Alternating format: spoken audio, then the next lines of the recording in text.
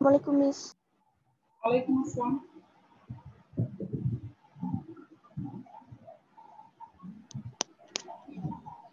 Ma'am अस्सलाम वालेकुम। वालेकुम अस्सलाम।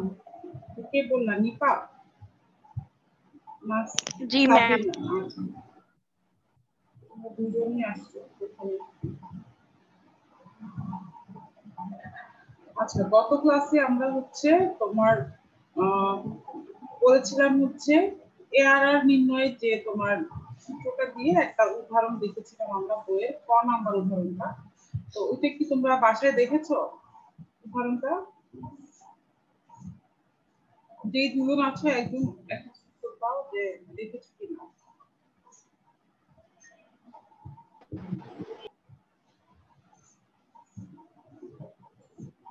নিপা আর সাবিনা আর এখন জয়েন করলো অনিতা। তোমরা কি গত ক্লাসে করেছিলা তিনজন?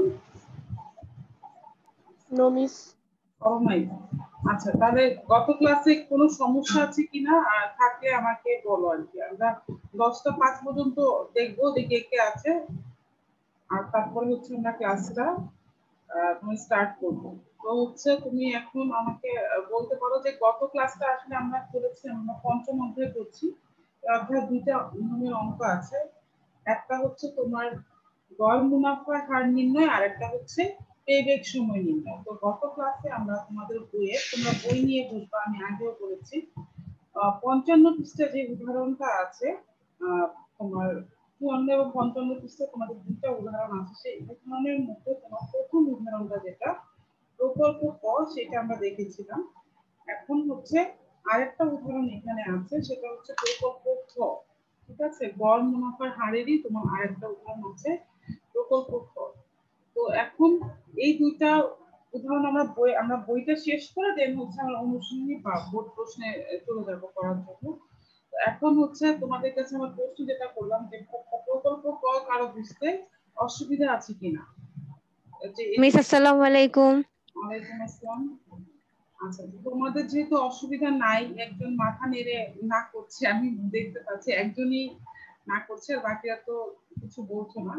তো এখন আমরা হচ্ছে প্রকল্প খ যেটা, প্রকল্প খটা আজকে একটু আবার বুঝিয়ে আমরা হচ্ছে পরবর্তী যে নিয়মটা পেব্যাক সময় সেটাতে চলে যাবো। ঠিক আছে, তো অলরেডি 10টা 3 বেজে গিয়েছে।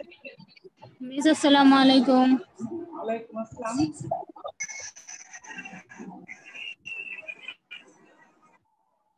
আচ্ছা, তো আমরা একটু দেখি যে আমাদের প্রকল্প খতে আসলে আমাদের কি কি আছে।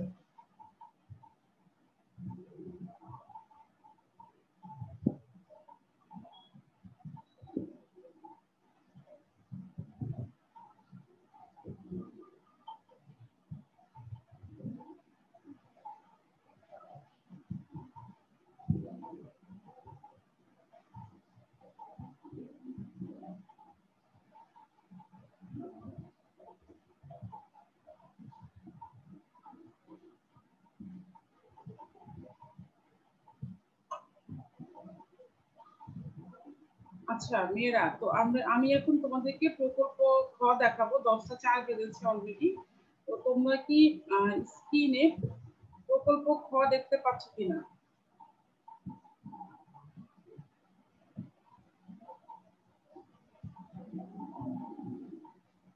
হ্যাঁ, প্রকল্প খ দেখতে পাচ্ছ 56 পৃষ্ঠায়। ঠিক আছে, তো 56 পৃষ্ঠায় এই অঙ্কটা আমরা আবার দেখছি, মানে একই নিয়ম কিন্তু দুইটারই।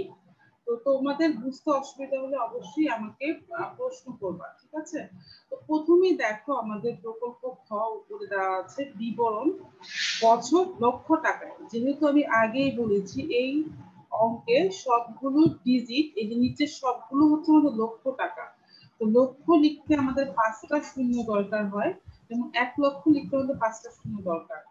তো এই 5টা শূন্য বাদ দিয়ে যেহেতু অ্যামাউন্ট গুলো লিখেছে, এজন্য ব্র্যাকেটে লিখেছে লক্ষ টাকা, মানে নিচে ছকের সবগুলো অ্যামাউন্টই লক্ষ টাকার। আচ্ছা, এখন দেখো বিক্রয়, এটা আমাদের প্রশ্নে দেওয়া আছে 151 লক্ষ টাকা প্রথম বছরে, দ্বিতীয় বছরে 110 লক্ষ, তৃতীয় বছরে 49 লক্ষ। ঠিক আছে, এখন দেখো চলতি খরচ এখানে হচ্ছে আমাদের বিক্রয়ের 30%, যেটা আমাদের প্রশ্নে দেওয়া আছে।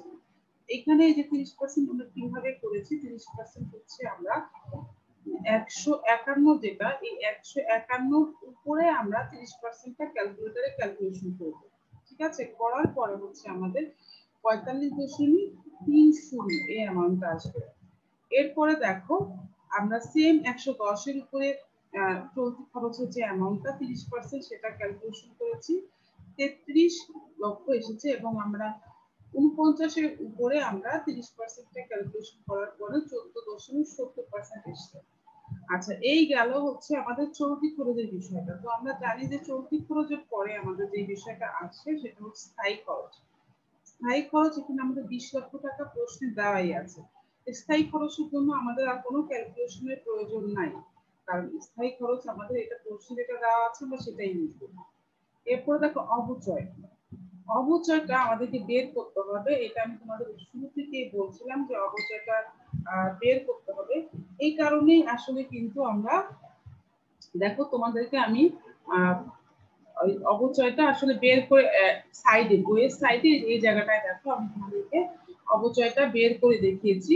আর অবচয়টা কিন্তু আমি তোমাদেরকে এই জন্যই বের করে দেখিয়েছি কারণ হচ্ছে আমাদের পরীক্ষায় এই অবচয় আমাদেরকে বের করে দেখাতে হবে। ঠিক আছে, এই যে দেখো এখানে যেরকম একটা অ্যামাউন্ট আমাদেরকে লিখে দিয়েছে যে 33.33, 33.33, এই বিষয়টা তো হচ্ছে আমাদের পরীক্ষায় আমাদের অবশ্যই এটা বের করে দেখাতে হবে। তো বের করে দেখানোর জন্য প্রথমেই দেখো এখানে আমাদের অবচয়ের সূত্রটা প্রাথমিক বিনিয়োগ মাইনাস ভগ্নাবশেষ মূল্য ভাগ 2, এইটা দিয়ে আমরা অবচয়টা বের করেছি। আমাদের এই অঙ্কে প্রাথমিক বিনিয়োগ 1 কোটি টাকা, ভগ্নাবশেষ মূল্য নেই, এজন্য আমরা দিয়েছি 0। আর আমাদের অবচয়টা প্রকল্পের মেয়াদ হচ্ছে 3 বছর, তাহলে 100 কে আমরা 3 দিয়ে ভাগ করার পরে আমাদের 33.3 লক্ষ টাকা এসেছে। এবং এই যে অ্যামাউন্টটা আমাদের আসলো 33.3 লক্ষ টাকা, তো এইটাকেই হচ্ছে আমরা তোমার হচ্ছে এই যে দেখো যে তোমাদের যে ছকটা আছে সেখানে আমরা বসিয়েছি 33.33, 33.33 বা 33.33। ঠিক আছে, এখানে অনেকগুলো 3 এসেছে, তো এই জন্য 33.33 এই অ্যামাউন্ট গুলো এই অবচয়টা বসানো হয়েছে। তো এখন আমরা বিক্রয় থেকে এই 3টা জিনিস বাদ দিব, চলতি খরচ, স্থায়ী খরচ, অবচয় বাদ দেওয়ার পর যেটা আমরা পাবো তার নাম হচ্ছে করযোগ্য মুনাফা। তো করযোগ্য মুনাফা জাস্ট আমরা মাইনাস করেছি বিক্রয় থেকে এই 3টা অ্যামাউন্ট। তো এই 3টা অ্যামাউন্ট মাইনাস করার পর আমরা দেখলাম যে 2টা বছরে আমাদের ঠিকই প্লাস এসছে, কিন্তু একটা বছরে যে আমাদের হচ্ছে মাইনাস চলে আসছে। ঠিক আছে, তো যেহেতু 2টা বছরে আমাদের প্লাস এসছে এবং একটা বছরে আমাদের মাইনাস আসছে, আমরা জানি যে দেখো লাস্টের বছরটা আমাদের মাইনাস আসছে, মাইনাস আসলে আমাদের টেনশনের কোনো কারণ নেই, শুধু একটা জিনিস খেয়াল রাখতে হবে, নেগেটিভ বা মাইনাস আসলে আমরা কোনো কর ধরবো না। ঠিক আছে, করের যে আমাদের একটা পার্সেন্টেজ দেওয়া থাকবে সেটা এটার উপরে কোনো কাউন্ট হবে না, এটা আমাদের খেয়াল রাখতে হবে। তো যেহেতু কাউন্ট হয় নাই দেখো, তাহলে উপরের অ্যামাউন্টটা নিচের অ্যামাউন্টটা আমাদের সেম একই রয়ে গিয়েছে। এরপরে দেখো আর কিন্তু এগুলোতে কিন্তু এক রয় নেই, কারণ আমরা এখানে কর ধরেছি, যেমন 52.37 থেকে আমরা 15.71 এটা কর বাদ দিয়েছি। তোমাদের প্রশ্নেই করের একটা পার্সেন্টেজ দেওয়া থাকবে, তো এই অঙ্কে দেওয়া আছে তোমার 30%। ঠিক আছে, তো সেটা আমরা বাদ দেওয়ার পরেই হচ্ছে আমাদের এই অ্যামাউন্টটা এসেছে। তো এখন আসার পরে দেখো যে কাজটা আমাদের করতে হবে, এই যে সূত্রটা আমি তোমাদেরকে লিখে দিয়েছি, এখন সেই সূত্রটা তোমরা লিখবা, গড় মুনাফার হারের সূত্র। দেখো বইতে কিন্তু সূত্র লিখি নেই, আমি বারবারই বলছি তোমাদের পরীক্ষায় সূত্র লেখা লাগবে। তো সূত্র হচ্ছে উপরে হচ্ছে নিট গড় মুনাফা ভাগ হচ্ছে তোমার গড় বিনিয়োগ, এটা হচ্ছে আমাদের সূত্র। তো গড় বিনিয়োগ আর গড় মুনাফা দুটোই আমাদেরকে বের করতে হবে। তো এখানে দেখো প্রথমেই গড় মুনাফাটা বের করেছি। গড় মুনাফা আমরা কিভাবে বের করবো, এই যে আমরা যে নিট মুনাফা গুলো বের করলাম ছকে, দেখো এই তিনটাকে আমরা যোগ করে মেয়াদ দিয়ে ভাগ দিয়েছি, এটাই হচ্ছে গড় মুনাফা বের করার সূত্র। এখন যদি আমাদের 5 বছরের অঙ্ক হতো তাহলে আমরা 5টা অ্যামাউন্টকে যোগ করে 3 দিয়ে ভাগ করতাম। এরপরে আসো আমরা গড় বিনিয়োগ, যেটা গড় বিনিয়োগ, এখানে গড় বিনিয়োগের সূত্র হচ্ছে প্রাথমিক বিনিয়োগ প্লাস ভগ্নাবশেষ মূল্য ভাগ 2, প্রাথমিক বিনিয়োগ প্লাস ভগ্নাবশেষ মূল্য ভাগ 2। তো এখানে আমাদের প্রাথমিক বিনিয়োগ হচ্ছে 1 কোটি টাকা সেম জিনিস আবার রিপিট করছি। 1 কোটি লিখতে আমাদের 7টা শূন্য লাগছে, আমরা 5টা শূন্য বাদ দিয়ে বাকি 2টা শূন্য এখানে রাখছি, কারণ আমরা সবগুলোতেই 5টা শূন্য তোমার হচ্ছে আমরা বাদ দিয়েছি। ঠিক আছে, এখন দেখো আমাদের যেহেতু এই অঙ্কের ভগ্নাংশের মূল্যায়নে এখানে 0 দিয়েছি এবং 2 আমাদের সূত্রের 2, এটা আমাদেরকে মুখস্থ রাখতে হবে, সূত্রের 2। তো এটা করার পর আমরা পেলাম 50 লক্ষ। এখন জাস্ট আমাদের এই দুটো অ্যামাউন্টকে 11.4 লক্ষ আর এই 50 লক্ষের দুটো অ্যামাউন্টকে আমরা গড় মুনাফার হারের সূত্রে বসিয়ে দিই। সূত্রে বসিয়ে দেওয়ার পরে আমরা যে অ্যামাউন্টটা পাবো বা যে পার্সেন্টেজটা পাবো, অবশ্যই এটা আমাদেরকে পার্সেন্টেজে দেখাতে হবে। তো পার্সেন্টেজে দেখাতে হলে অবশ্যই আমাদেরকে 100 দিয়ে গুণ করতে হবে অ্যামাউন্টটাকে। তো 11.4 এবং 50কে ভাগ করলে আমাদের 22.80% হবে। তো এই হলো আমাদের প্রকল্প খ। ঠিক আছে, তো প্রকল্প খটা আমরা ঠিক প্রকল্প ক এর মতোই। তো এখন দেখো আমাদের একটা সিদ্ধান্ত নেওয়া আসে যে তুমি কোনটাতে বিনিয়োগ করবা বা তোমার বাবা কোনটাতে বিনিয়োগ করবে। এই যে দেখো, এই যে এই পার্টটি যেটুকু হচ্ছে তোমার তোমার বাংলা লেখায় যে লক্ষণীয়, যে এখান থেকে এটুকু হচ্ছে তোমাদের উচ্চতর দক্ষতার অংশ। এই পর্যন্ত তোমাদের প্রয়োগ দিয়েছে, যে পর্যন্ত তোমাদের অঙ্ক দিয়েছে সেই পর্যন্ত প্রয়োগ, আর নিচের অংশটা হচ্ছে উচ্চতর দক্ষতা। তো সেখানে তোমাকে একটা সিদ্ধান্ত নিতে হবে যে তুমি কোন প্রকল্পে বিনিয়োগ করবা। দেখো এখানে আমাদের 2টা প্রকল্প, কিন্তু 2টা প্রকল্পের গড় মুনাফা ডিফারেন্ট এসছে। এখানে ক প্রকল্পের গড় মুনাফা আমরা গত ক্লাসে দেখছি 20.12% এবং খ প্রকল্পের গড় মুনাফা 22.80%। তাহলে দেখো মুনাফা বেশি হওয়া ভালো, যত বেশি মুনাফা হবে তত হচ্ছে তোমার জন্য ভালো। তো যেহেতু তোমার খ প্রকল্পের মুনাফা বেশি, কাজেই খ প্রকল্পে তোমার বাবাকে তুমি নেওয়ার জন্য বলবে বা তোমার বাবা খ প্রকল্প নেওয়ার সিদ্ধান্ত গ্রহণ করবে। তো এরকম একটা সিদ্ধান্ত তোমার পরীক্ষায় আসবে। সেটা হতে পারে কোনো ব্যবসায়িক প্রকল্প, সেটা হতে পারে বাবার কথা বললো, বা সেটা হতে পারে তোমার নিজের কথা বলতে পারে। শুধু এটা মনে রাখবা যে যেটা মুনাফা বেশি সেটাতেই আমরা হচ্ছে বিনিয়োগ করব। ঠিক আছে, তো এখন হচ্ছে তোমাদের পালা, তোমরা আমাকে হচ্ছে প্রশ্ন বলো, যে গড় মুনাফা রিলেটেড তোমাদের কোনো প্রশ্ন থাকলে আমাকে বলো, আমি এটা সলভ করে দিয়ে দেন আমরা আরেকটা সময় যেটা আছে পেব্যাক সময় পদ্ধতিতে যাব। ঠিক আছে, আচ্ছা, তো আমি দেখতে পাচ্ছি যে কয়জন আছে, 10 জন আছে আজকে ক্লাসে। তো হচ্ছে পার্টিসিপেশন খুবই কম, মানে এটা আসলে খুবই লজ্জা মানে জনক একটা বিষয়, কারণ সপ্তাহে একটা ক্লাস থাকে আমার তোমাদের সাথে। ওই ক্লাসটাও যদি তোমরা না করো তো আসলে কিছুই বলার নাই। আর এখন সবার বাসায় স্মার্ট ডিভাইস আছে, একটা স্মার্টফোন সবার বাসায় আছে। তো তোমার যে চাইলে ম্যানেজ করে একটা ক্লাসটা করা তোমাদের জন্য বিষয় না। আচ্ছা, এখন দেখো আমি এখানে যাদের দেখতে পাচ্ছি, তোমরা আমাকে বলো যে তোমাদের কি প্রবলেম আছে এখানে। এখানে আমি দেখতে পাচ্ছি জেরিন। জেরিন, তোমার কোনো প্রবলেম আছে গড় মুনাফা নিয়ে? মিস আমার কোনো প্রবলেম নেই। আচ্ছা, এরপরে আছে হচ্ছে নিপা। নিপা, তোমার কোনো প্রবলেম কি আছে? ম্যাম? গড় নো ম্যাম, কোনো প্রবলেম নেই। আচ্ছা, কোনো প্রবলেম নেই, তাহলে আরেকজনকে জিজ্ঞেস করবো দেখি, আর তারপরে হচ্ছে আমরা নতুন নিয়মে যাব। আচ্ছা, এরপরে এখানে দেখতে পাচ্ছি এখানে তো 10 জনই আছে মাত্র, লাস্টে দেখি একদম লাস্টে কে আছে। আচ্ছা, সাবরিনা। সাবরিনা হচ্ছে রোল 15, তাই তো? তোমার কোনো প্রবলেম আছে কিনা বলো। No miss.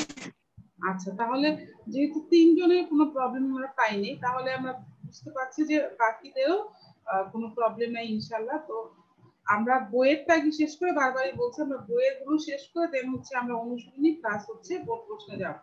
তো আজকে আমরা আরেকটা জিনিস দেখব, সেটা হচ্ছে আমাদের পেব্যাক সময় পদ্ধতি। ঠিক আছে, এটাও একটা অঙ্ক, কিন্তু অঙ্কগুলো আমাদেরকে শুরুতেই জানতে হবে পেব্যাক সময় জিনিসটা কি এবং আমরা কিভাবে এটা নির্ণয় করতে পারি। তো প্রথমেই আমরা দেখি যে পেব্যাক সময় পদ্ধতিটা জিনিসটা কি। দেখো, ব্যবসা বা প্রকল্পের বিনিয়োগকৃত টাকা কতদিনে ফেরত আসবে তা পেব্যাক সময় পদ্ধতি নির্দেশ করে। তো পেব্যাক সময় পদ্ধতি যে নির্দেশ করে, এখনো ক্লাসে মেয়েরা জয়েন করছে। আচ্ছা, ইমা ইমা ইমা এতবার কেন জয়েন করছে? তো অলরেডি জয়েন আছেই। আচ্ছা, তো এখন দেখো পেব্যাক সময় পদ্ধতি যেটা বলছি, ব্যবসা বা প্রকল্পে বিনিয়োগকৃত টাকা কত দিনে ফেরত আসবে তা পেব্যাক সময় পদ্ধতি নির্দেশ করে। এখন দেখো বিনিয়োগকৃত জায়গায় আমরা এখানে উপরে একটা শব্দ লাগাবো, সেটা হচ্ছে প্রাথমিক বিনিয়োগকৃত টাকা। প্রাথমিক কি মানে তুমি প্রথমে যে টাকাটা নিয়ে ব্যবসা শুরু করেছো, তুমি ব্যবসা করে কতদিনে সেই টাকাটা ফেরত আনতে পারবে, ওই দিনটা বা ওই সময়টাকে আমরা বলবো পেব্যাক সময়। আমি একটা উদাহরণ দিচ্ছি। ধরো জানুয়ারির 1 তারিখে তুমি একটা ব্যবসা শুরু করেছো 5 লক্ষ টাকা দিয়ে। জানুয়ারির 1 তারিখে তুমি 5 লক্ষ টাকা দিয়ে ব্যবসা শুরু করেছো, এটা হচ্ছে তোমার বিনিয়োগকৃত টাকা বা প্রাথমিক বিনিয়োগ। তুমি ব্যবসা করতে করতে তুমি হচ্ছে যে জুলাইয়ের 1 তারিখে তুমি দেখলে যে তোমার ব্যবসার লাভ লস সব মিলিয়ে হিসাব করে দেখলে যে তোমার এখন 5 লক্ষ টাকা তোমার লাভ আছে বা তোমার 5 লক্ষ টাকা তোমার মুনাফা আছে। তার মানে তুমি বুঝতে পারলে যে তোমার এই জানুয়ারির 1 তারিখ থেকে জুলাইয়ের তোমার হচ্ছে 1 তারিখ পর্যন্ত, মানে তোমার 7 মাস সময় লেগে গিয়েছে তোমার প্রাথমিক বিনিয়োগের টাকাটা উঠাতে। সহজ বাংলা কথা যে টাকা উঠাতে, আমরা বলি না যে ব্যবসা করেছো টাকা উঠেছে কিনা বা তোমার মূলধনটা তুমি উঠিয়ে আনতে পেরেছো কিনা। এই যে জানুয়ারি 1 থেকে জুলাইয়ের 1 তারিখ পর্যন্ত 6 মাস লেগেছে তোমার প্রাথমিক বিনিয়োগের টাকাটা উঠাতে।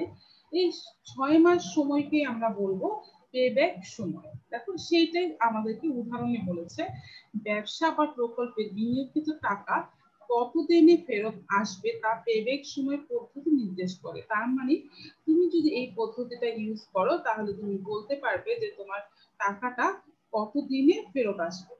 এখন দেখো পরের লাইন, পেব্যাক সময় পদ্ধতি বিনিয়োগ সিদ্ধান্ত বা প্রকল্প মূল্যায়নের একটি সহজ ও জনপ্রিয় পদ্ধতি। ব্যবসার এই যে এই লাইনগুলো আমাদের এমসিকিউ তো কাজে লাগে, যে প্রকল্প বা সিদ্ধান্ত মূল্যায়নের সহজ ও জনপ্রিয় পদ্ধতি কি। ব্যবসায় বিনিয়োগ বা প্রকল্প থেকে আগত আন্তঃপ্রবাহগুলো যদি সমান হয় তবে বিনিয়োগকৃত টাকাকে বার্ষিক নগদ প্রবাহ দিয়ে ভাগ করলে পেব্যাক সময় নির্ণয় করা যায়। আচ্ছা, তবে এই জিনিসগুলো একটু বুঝে নেই মেয়েরা। নগদ প্রবাহ বা নগদ আন্তঃপ্রবাহ আমরা ছকে দেখেছি, আমি তোমাদের অলরেডি একটা ছক দেখিয়েছি, সেখানে তোমরা দেখেছো যে নগদ আন্তঃপ্রবাহ গুলো কি। আসলে নগদ আন্তঃপ্রবাহ হচ্ছে যে টাকাটা আমাদের ব্যবসায় ইন করে আসে, বিক্রয়ের মাধ্যমে আমরা নগদ প্রবাহগুলো পাই। তুমি যদি 500 টাকা একটা ধরো কলম বিক্রি করলে, তো 500 টাকা কলমটা তুমি বিক্রি করলে 500 টাকা তোমার প্রতিষ্ঠানে আসলো, এই 500 টাকাকে আমরা বলবো আন্তঃপ্রবাহ। এই নগদ আন্তঃপ্রবাহ যদি সমান হয় তাহলে আমরা এই যে একটা ফর্মুলা আমরা দেখতে পাচ্ছি বইয়ের মধ্যে, তাহলে আমরা এই ফর্মুলাটা আমরা হচ্ছে ইউজ করবো। দেখো আমাদের নগদ আন্তঃপ্রবাহ যদি সমান হয় তখন আমরা এই ফর্মুলাটা ইউজ করবো। এখন তোমাদের সভাপতি প্রশ্ন জানতে গেলাম, নগদ আন্তঃপ্রবাহ গুলো আসলে কি কি ধরনের হতে পারে। নগদ আন্তঃপ্রবাহ এককালীন বা সমান হতে পারে অথবা মিশ্র হতে পারে। মানে এককালীন বা সমান কিরকম আমি বলি, ধরো তুমি 5 বছর ধরে ব্যবসা করছো, 5 বছরের প্রতিটি বছরই তুমি যদি একই অ্যামাউন্টের টাকা পাও, সে ফর এক্সাম্পল প্রতি বছরে যদি তোমার বিক্রি হয় 50,000, 50,000, 50,000 এবং 50,000, 50,000, মানে 5 বছরে তোমার প্রতিটা অ্যামাউন্ট সেম হয়, তাহলে সেটাকে আমরা বলবো সমান। ঠিক আছে, তো আমরা প্রশ্নে যদি দেখি আমাদের নগদ আন্তঃপ্রবাহগুলো এরকম সমান অথবা একটা মাত্র বিনিয়োগের টাকা দেওয়া আছে, ঠিক আছে, মানে প্রতিটা টাকা না দিয়ে একটা মাত্র বিনিয়োগের টাকা দেওয়া আছে, তখন মানে আমরা ধরে নেব এটা হচ্ছে আমাদের সমান নগদ প্রবাহ। আর আমরা অঙ্ক করতে যেয়ে যদি দেখি এক এক বছর এক এক অ্যামাউন্ট, কোন বছর হচ্ছে আমাদের অ্যামাউন্ট হলো তোমার 5,000, কোন বছরে হচ্ছে 10,000, কোন বছরে হচ্ছে 50,000, এই ধরনের অ্যামাউন্টকে হচ্ছে আমরা বলবো হচ্ছে অসমান বা মিশ্র নগদ প্রবাহ। খেয়াল করে দেখো মেয়েরা, এই যে আমি তোমাদেরকে একটা জিনিস দেখাই, এই যে এখানে দেখো এই যে বিক্রয়ের টাকাগুলো এক একটা বছরে এক এক রকম। প্রথম বছরে 151 লক্ষ, দ্বিতীয় বছরে 110 লক্ষ, তৃতীয় বছরে 49 লক্ষ। এই ধরনের দেখো প্রতিটা অ্যামাউন্ট ভিন্ন, এটাকে আমরা বলবো মিশ্র বা অসমান নগদ প্রবাহ, যদি আমাদের প্রশ্ন এরকম ডিফারেন্ট থাকে, কিন্তু আমাদের প্রশ্নে যদি প্রতি বছরই 151 থাকতো, অথবা একটা মাত্র টাকার অ্যামাউন্ট থাকতো, তাহলে সেটাকে আমরা বলতাম হচ্ছে সমান নগদ প্রবাহ। ঠিক আছে, তো সেটাই এখন বুঝলাম নগদ প্রবাহ দুই ধরনের হয়, সমান বা এককালীন, অথবা হচ্ছে তোমার মিশ্র। তো আমাদের যদি এককালীন বা মিশ্র নগদ প্রবাহ হয়, তো সেই ক্ষেত্রে আমাদের সূত্র হবে এককালীন বা সমান নগদ প্রবাহ হয়, সেক্ষেত্রে আমাদের সূত্র হবে বিনিয়োগ ভাগ বার্ষিক নগদ প্রবাহ। বার্ষিক নগদ প্রবাহ যে কোনো প্রশ্নে দেওয়াই থাকবে, খুবই সোজা। তো আমরা এখন এরকম একটা উদাহরণ দেখবো। ঠিক আছে, আমরা একটা উদাহরণ দেখবো, সেটা একটু আমরা দেখি। আচ্ছা, এটা হচ্ছে আমাদের বইয়ের 57 পৃষ্ঠায় একটা উদাহরণ আমরা দেখতে পাচ্ছি। দেখো, এখানে বলেছে মনে করি দর্জির দোকানে মেশিন কিনতে 15,000 টাকা প্রয়োজন। ঠিক আছে, ক্রয় কিন্তু মেশিন ব্যবহার করে সে তার ব্যবসা থেকে আগামী 4 বছর বার্ষিক 5,000 টাকা আন্তঃপ্রবাহ নিশ্চিত করতে পারবে। সেক্ষেত্রে পেব্যাক সময় হবে। আচ্ছা, মেয়েরা একটা জিনিস খেয়াল করো, তোমাদেরকে এতক্ষণ আমি একটা জিনিস বুঝিয়েছি, সেটা হচ্ছে নগদ প্রবাহ ধরনটা। নগদ প্রবাহকে আমরা দুই ভাগে ভাগ করেছি, একটা হচ্ছে মিশ্র আর একটা হচ্ছে এককালীন বা সমান। এখানে দেখো, আমি কিন্তু বলেছি যে এককালীন নগদ প্রবাহে একটা মাত্র টাকার অ্যামাউন্ট থাকবে, অথবা প্রতিটা অ্যামাউন্ট সেম হবে।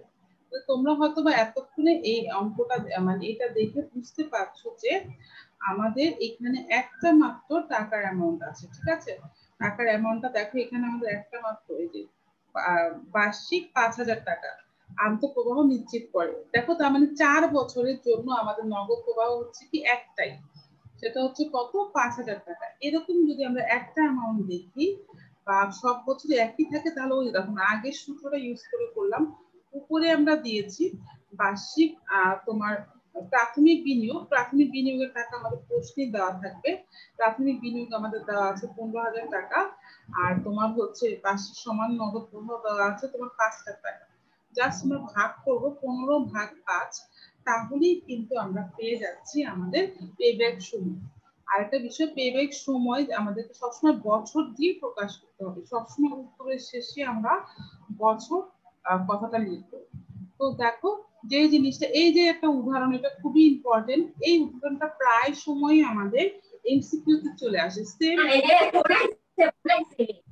সেম অ্যামাউন্ট এবং সেম উদাহরণটা আমাদের এমসিকিউ তে চলে আসে, বোর্ডেও আসে, বা ধরো চেঞ্জ করে আমি দিতে পারি। এখানে মেশিন কিনতে আমি দিলাম 50,000 টাকা প্রয়োজন, আর 4 বছর না দিয়ে আমি ধরুন 10 বছর দিয়ে দিলাম এখানে 25,000 টাকা। তো এরকম চেঞ্জ করে তোমার আসতে পারে। তো যখনই তুমি একটা টাকার অ্যামাউন্ট দেখবা আর পেব্যাক সময় তোমাকে বের করতে বলবে, তখন তুমি নির্দ্বিধায় এই সমান নগদ প্রবাহ নির্ণয়ের সূত্রটা দিয়ে তুমি পেব্যাক সময় বের করবে। ঠিক আছে, আচ্ছা, তো এখন আমি আবার তোমাদের কাছে যাব। আমি তোমাদেরকে প্রশ্ন করব যে তোমরা আসলে এই সমান নগদ প্রবাহের বিষয়টা বুঝতে পেরেছো কিনা। আচ্ছা, এখন দেখি আমাদের আর কে কে আছে। নাহিন কাজী, বলো তো তুমি এটা বুঝতে পেরেছো কিনা, পেব্যাক সময় যে আমরা আজকে শুরু করলাম নতুন, সেটা তুমি বুঝতে পেরেছো কিনা? নাহিন কাজী, আমি কি শুনতে পাচ্ছি? বুঝতে পেরেছি। আচ্ছা, আলহামদুলিল্লাহ বুঝতে পেরেছো। আমি আরেকজনকে জিজ্ঞেস করবো, অনিতা, আমি যে পেব্যাক সময় একটা পদ্ধতি বুঝালাম, বুঝতে পেরেছো? আচ্ছা, বুঝতে যেহেতু পেরেছো তাহলে খুবই ভালো। তো দুজন যেহেতু বুঝেছে, আশা করি বাকিরাও বুঝতে পেরেছো। তো তোমাদের কাজটা কি হবে, তোমাদের কাজ হবে খাতায় সূত্রটা লিখবা। সূত্র লিখে এই উদাহরণের মতো একটা অঙ্ক তোমরা করে ফেলি, তোমরা সারা জীবনে এটা ভুলবা না। আচ্ছা, এখন যেহেতু আমরা একটা নিয়ম বুঝতে পেরেছি, অলরেডি আমরা সবাই বুঝে গিয়েছি যে পেব্যাক সময়ের আসলে নিয়ম দুইটা। একটা হচ্ছে নগদ প্রবাহগুলো যদি সমান থাকে, আর একটা যদি নগদ প্রবাহগুলো অসমান হয়, সেই ক্ষেত্রে আমরা কি করব। ঠিক আছে, তো দেখো, এটাই আমাদের পরবর্তী অঙ্ক। বলেছে যে ব্যবসা বা প্রকল্প থেকে আগত আন্তঃপ্রবাহগুলো অনেক সময় সমান নাও হতে পারে। সেই ক্ষেত্রে ক্রমযোজিত নগদ প্রবাহ ব্যবহার করে পেব্যাক সময় নির্ণয় করা হয়, অর্থাৎ নগদ প্রবাহগুলোকে ক্রমান্বয়ে যোগ করা হয়। ক্রমযোজিত মানে হচ্ছে ক্রমান্বয়ে যোগ। তারপরে বলেছে তারপরে উদাহরণে ব্যবহৃত ফর্মুলা অনুযায়ী পেব্যাক সময় নির্ণয় করা হয়। তো উদাহরণটা তোমরা সবাই দেখতেই পাচ্ছ যে উদাহরণটা হচ্ছে তোমার এই যেটা।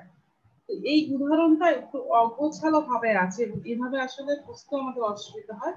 তো আমি তোমাদের জন্য উদাহরণটা খাতায় লিখেছি যাতে তোমাদের বুঝাতে আমার সুবিধা হয়। আমি এখন তোমাদেরকে সেটাই দেখাবো, সেম এই উদাহরণটা। ঠিক আছে, বইয়ের উদাহরণের প্রশ্নটা আমরা সাজিয়ে লিখেছি। আগেই বলি এই প্রশ্নটা কোথায় পেল।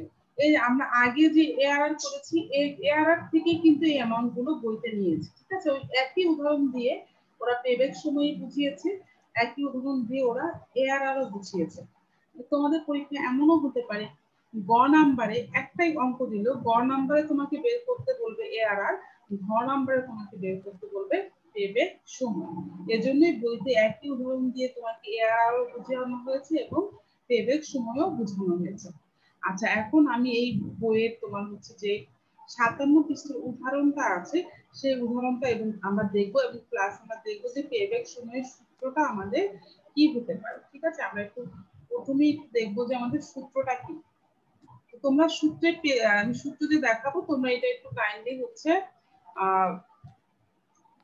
তোমরা সূত্রটা কি স্ক্রিনশট দিয়ে রাখবা অথবা লিখে রাখো, দুটো একটা করো। আমি এই লাল কালিটা একটু উঠাই দিচ্ছি।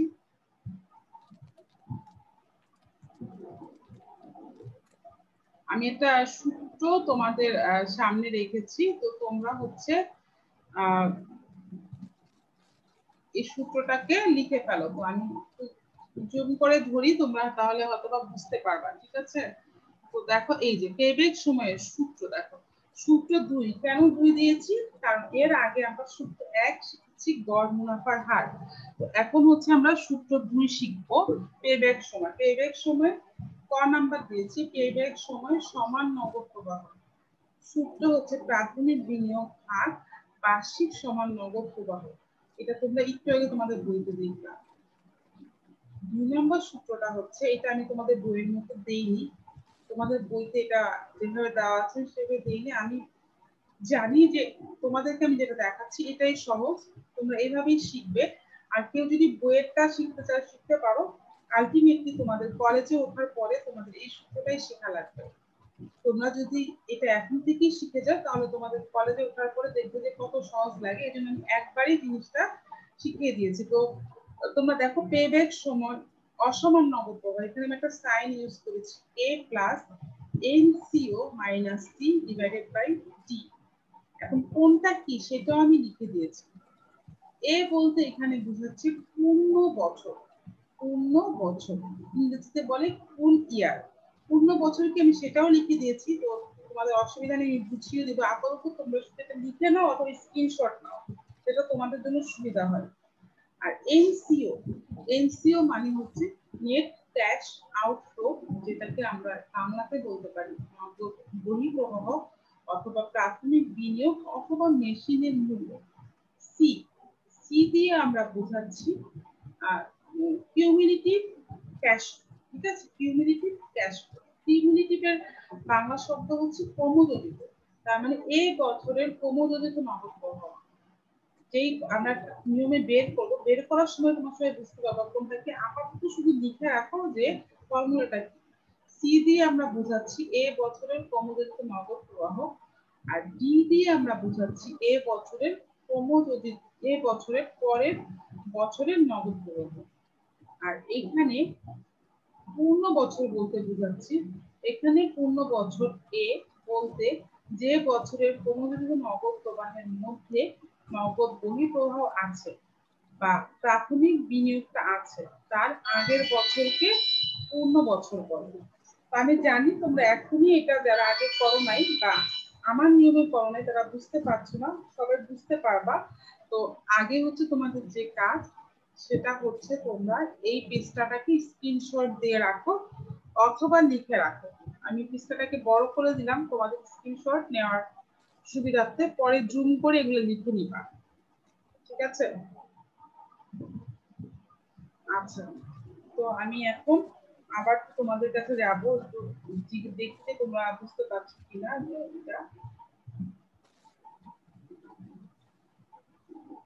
আচ্ছা, আজকে আমরা ঠিক 35 আমাকে খেয়াল করাই দিবে, আমি হুট করে ক্লাস কেটে যায়, আসলে এটা খুবই দুর্ভাগ্যজনক, আমি পড়াতে পড়াতেও মনে থাকে না। আচ্ছা ইউসরা, ইউসরা আমি একটা সূত্র শেয়ার করেছি তোমাদের স্ক্রিনে, তুমি কি ওটা স্ক্রিনশট নিতে পেরেছো বা হচ্ছে যে তুমি ওটা বুঝতে পেরেছো কিনা? জি মিস। আচ্ছা তাহলে এটা কি, এটা হচ্ছে আমাদের পেব্যাক সময় নির্ণয়ে আমাদের দুইটা সূত্র হবে। এই দুইটা সূত্র আমি জাস্ট তোমাদেরকে দেখালাম। তো বইয়ে প্রথম সূত্রটা দেওয়াই আছে, তোমরা একটু আগে দেখলে, দ্বিতীয় সূত্রটা বইয়ে গোছানো আকারে নাই, ওরা করে দেখিয়েছে কিন্তু সূত্রটা তোমাদেরকে দেয় নাই, ঠিক আছে? তো আমি তোমাদের জন্য সূত্রটা লিখে দিয়েছি, তোমরা হচ্ছে এইটা লিখলেই হবে, তোমাদের এই নিচের এগুলো দেখে তো ভয় পাওয়ার কোনো কারণ নেই, এগুলো হচ্ছে তোমাদের বোঝানোর জন্য আমি লিখে দিয়েছি। তোমাদের মেইন সূত্র কিন্তু যে এটা a প্লাস এনসিও minus C divided by D, ঠিক আছে? তাহলে এই হলো আমাদের পেব্যাক সময় নির্ণয়ের সূত্র। এখন আমরা দেখি হচ্ছে যে বইয়ের আমাদের উদাহরণটা আছে, আমাদের আর কত সময় আছে আমি দেখে নিই। আর হচ্ছে তোমার 35 আমাদের আর সময় আছে, আমরা বই উদাহরণটা একটু দেখতে পারবো। তো আমরা একটু দেখো, এখানে আমি তোমাদেরকে লিখে দিয়েছি যে পৃষ্ঠা 57, মানে 57 পৃষ্ঠার উদাহরণ, পেব্যাক সময় নির্ণয় অসমান নগদ প্রবাহ। এই প্রশ্নটা আমি বই থেকে নিয়েছি। 3 বছরের নিট মুনাফা যথাক্রমে -33.53, 56.75 এবং 6.77 টাকা হলে, এগুলো কিন্তু লক্ষ টাকা মেয়েরা, ওই যে খেয়াল করে দেখো, আগামী আমরা যে আগের প্রকল্পটা করলাম সেখান থেকেই নিয়েছি, লক্ষ টাকা হবে। লক্ষ টাকা হলে পেব্যাক সময় নির্ণয় করো। এখন দেখো পেব্যাক সময় নির্ণয় করতে হলে আমাদেরকে যেটা করতে হবে, আমাদেরকে পেব্যাক সময় নির্ণয় করতে হলে আসলে নগদ প্রবাহ বের করতে হবে। সবার আগে আমরা দেখব প্রশ্নে আমাদের নগদ প্রবাহ দেওয়া আছে কিনা, ঠিক আছে? তো আমাদের যদি প্রশ্নে নগদ প্রবাহ দেওয়া থাকে তাহলে আমাদের এই ছকের কোনো প্রয়োজন নাই। নগদ প্রবাহ দেওয়া থাকলে এই ছকটার কোনো প্রয়োজন নাই, কিন্তু আমাদের নগদ প্রবাহ দেওয়া নাই, আমাদের প্রশ্নে দেওয়া আছে নিট মুনাফা। তোমাদেরকে আমি বড় একটা ছক দেখিয়েছিলাম, মনে করে দেখো, সেখানে আমরা দেখেছি নিট মুনাফার সাথে শুধুমাত্র যদি আমরা অবচয়টাকে যোগ করে দেই তাহলেই হচ্ছে আমরা নগদ প্রবাহটা পেয়ে যাব। যেহেতু এই অঙ্কে আর আমাদের ভগ্নাংশের মূল্য নেই বা অন্য কিছুই নেই, এই জন্য দেখো নিট মুনাফার সাথে আমি অবচয়টাকে যোগ করেছি। অবচয়টা সে আগের অবচয়, যেহেতু আমরা আগের উদাহরণ দেখছি আগের অবচয়, তো অবচয় হচ্ছে তোমার 33.33, 33.33, 33.33। অবচয় কিন্তু আমাকে বের করে দেখাতে হবে, বারবারই বলছি। তো এই দেখো উপরে যে নিট মুনাফাটা আছে আমাদের 33.53, খেয়াল করুন মেয়েরা, এটা হচ্ছে আমাদের নেগেটিভ ফিগার, আর নিচেটা হচ্ছে পজিটিভ, তাহলে প্লাসে মাইনাসে কিন্তু আমাদের কি হচ্ছে, তোমার মাইনাস হয়ে যাচ্ছে। কেন? আমাদের উপরের অ্যামাউন্টটা কিন্তু বড়, 33.53 আমাদের বড় আর 33.33 ছোট, এই জন্য দেখো আমাদের নগদ প্রবাহ প্রথম বছরে কিন্তু নেগেটিভ এসছে। তো আমরা একটু প্লাস মাইনাসের দিকগুলো একটু খেয়াল করে লিখবো, যদি আমরা ক্যালকুলেটারে ক্যালকুলেশন করব তাহলে কিন্তু আমাদের আর ভুল হওয়ার পসিবিলিটি থাকবে না। প্রথম বছরে আমাদের নগদ প্রবাহ মাইনাস এসছে, মানে আমার কোনো টাকা প্রতিষ্ঠানে আসেনি। দ্বিতীয় বছরে দেখো আমি 56.75 লক্ষ থেকে আমার অবচয়টাকে যোগ করলাম, যোগ করার পরে আমার চলে আসলো 90.08। তৃতীয় বছরে আমি 6.77 লক্ষের সাথে 33.33 অবচয় যোগ করার পরে আমার নগদ প্রবাহ চলে আসলো 40.10। তার মানে পেব্যাক সময় নির্ণয় করার জন্য প্রথমেই আমাদেরকে নগদ প্রবাহ নির্ণয় করতে হবে। এটা আমি তোমাদের বোঝার সুবিধার্থে লিখেছি, তোমাদের পরীক্ষায় এটা দেখার দরকার নেই, ঠিক আছে? এটা সব টিচাররাই জানে যে পেব্যাক সময় নির্ণয় করার জন্য তোমাদের নগদ প্রবাহ নির্ণয় করতে হবে। আচ্ছা, তো এখন তো আমার নগদ প্রবাহটা আমার নির্ণয় করা আমাদের হয়ে গেল। এখন আমাদের আরেকটা যে কাজ করতে হবে সেটা হচ্ছে দেখো এই জিনিসটা, নগদ প্রবাহ বের করার পরে তোমাদেরকে একটা লাইন আমি বলতে দেখিয়েছি যে পেব্যাক সময় বের করার জন্য আমাদেরকে ক্রমযোজিত নগদ প্রবাহ লাগবে, মানে ক্রমান্বয়ে যোগ করা লাগবে। এইখানে একটা জিনিস খেয়াল করো, ক্রমান্বয়ে যোগটা একটা আমি তোমাদেরকে বুঝিয়ে দিচ্ছি। বছর, এটা আমাদের তৃতীয়, আমি উপরে কি লিখছি দেখো, ক্রমযোজিত নগদ প্রবাহ নির্ণয়ের ছক। বছর, নগদ প্রবাহ, ক্রমযোজিত নগদ প্রবাহ। তোমরা স্কেল দিয়ে সুন্দর করে দাগ কাটবে, আমি হাত দিয়ে কেটেছি, তোমরা বুঝতেই পারছো। তো তোমরা দেখো এখানে 3 বছরের অঙ্ক, 1 2 3। নগদ প্রবাহ গুলো তোমরা পেয়েছো আগের পৃষ্ঠা থেকে, খেয়াল করো মেয়েরা, আগে আমি যেখানে তোমার পৃষ্ঠাটা আমরা শেষ করেছি, সেখানে আমরা কিন্তু এগুলো বের করেছিলাম। এই যে -2.2, 90.08 এবং 40.10, এটা হচ্ছে সব আমাদের নগদ প্রবাহগুলো, যেটা আমরা আগেই বের করে এসেছি। এখন দেখো ক্রমযোজিত বের করা অনেক সহজ। প্রথম বছরের যে অ্যামাউন্টটা আছে সেটা আমরা বসিয়ে দিলাম। আমরা বলেছি ক্রমযোজিত মানে হচ্ছে ক্রমান্বয়ে যোগ। ক্রমযোজিত মানে হচ্ছে ক্রমান্বয়ে যোগ। ক্রমান্বয়ে আমরা কোনটার সাথে কোনটা যোগ করব? তো একটা জিনিস আমরা দেখি যে ক্রমান্বয়ে কোনটার সাথে কোনটা আমরা যোগ করছি।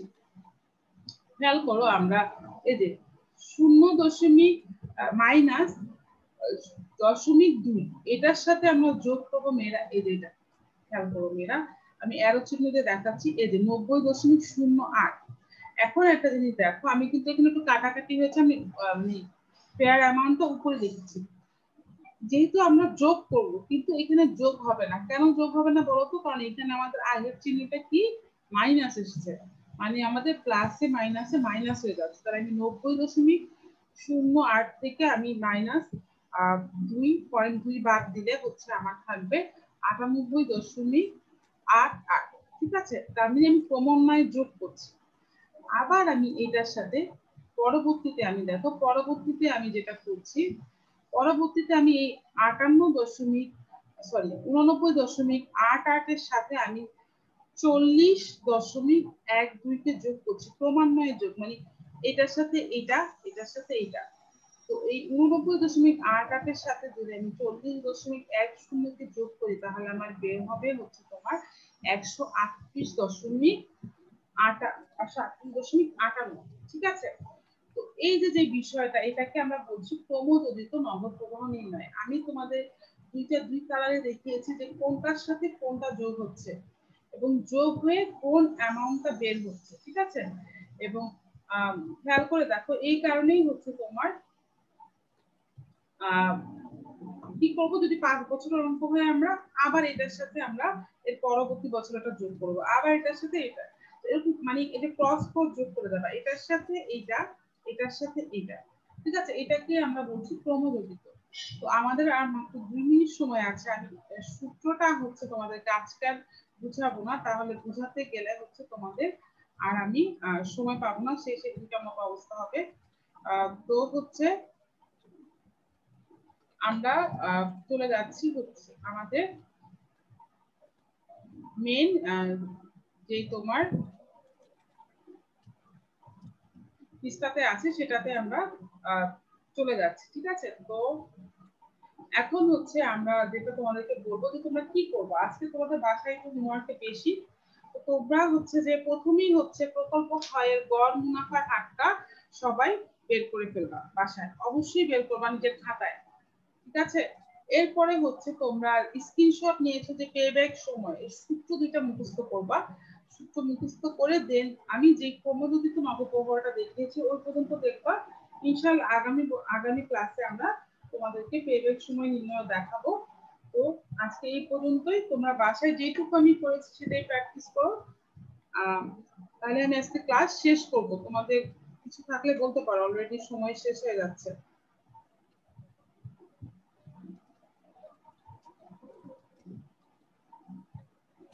মেয়েরা কিছু বলবা?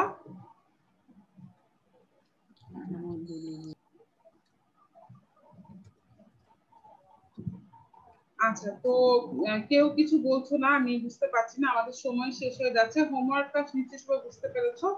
আগামী দিন আমরা, আজকে তোমরা একটা অঙ্ক পুরো দেখতে পারলাম না পেব্যাক সময়, তো আগামী দিন আমরা পেব্যাক সময়টা সম্পূর্ণটা দেখবো সূত্র থেকে। তো আজকে এই পর্যন্তই, তোমরা সবাই ভালো থেকো, সুস্থ থেকো, আল্লাহ হাফেজ। মিস আসসালামু আলাইকুম। আসসালামু আলাইকুম। ওয়ালাইকুম আসসালাম। মিস আসসালামু আলাইকুম। ওয়ালাইকুম আসসালাম।